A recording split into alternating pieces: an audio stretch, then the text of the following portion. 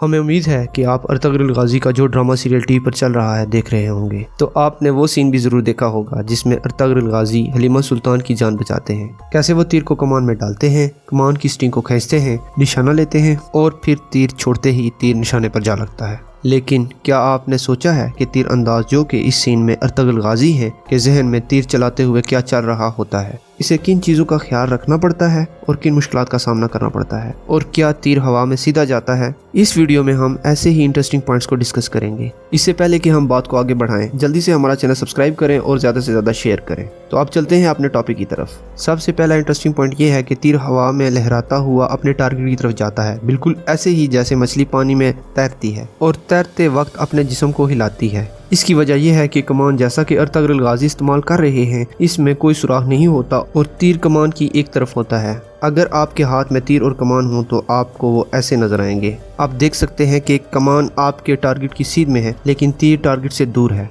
तीर फ्लेक्सिबल यानी लचकदार होता है, तो जैसे ही कमान की स्ट्रिंग को छोड़ा जाता है तो तीर का पिछला हिस्सा अगले हिस्से से तेज हरकत करता है, जिसकी वजह से तीर कमान के गिर्द बेंड हो जाता है और लहराता हुआ हवा में उड़ता है और इस तरफ जाने के बजाय इस तरफ जाता है। इस वीडियो में आप स्लो मोशन में देख सकते हैं कि तीर कैसे कमान के गिर्द बेंड हो रहा है।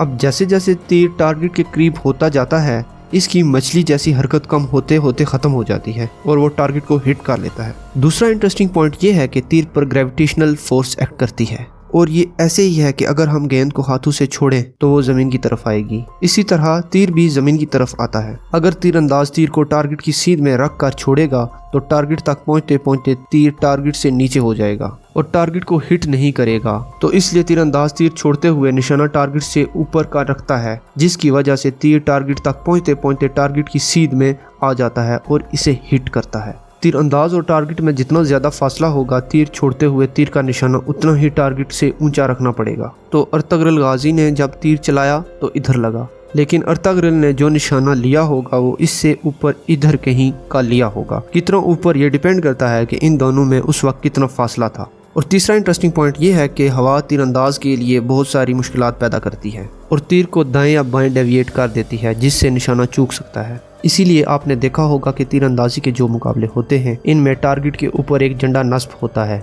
इसे देखकर तीरंदाज को हवा की सिमत और रफ्तार का अंदाजा होता है और वो तीर को छोड़ने से पहले दाएं या बाएं एडजस्ट कर लेता है। मसलन अगर हवा दाएं को चल रही है तो तीरंदाज तीर को टारगेट से बाईं तरफ छोड़ेगा और हवा तीर को दाएं तरफ लेकर आएगी, जिसकी वजह से टारगेट तक पहुंचते पहुंचते तीर टारगेट की सीध में आ जाएगा। जैसे कि आप देख सकते हैं कि इस तस्वीर में मौजूद तीरंदाज ने तीर छोड़ने से पहले ही तीर को टारगेट से कुछ ऊपर और बाईं तरफ रखा है, जबकि हवा दाईं तरफ चल रही है। अब टारगेट तक पहुंचने से पहले तीर हवा और ग्रेविटी की वजह से टारगेट की सीध में आ जाएगा और टारगेट को सक्सेसफुली हिट करेगा।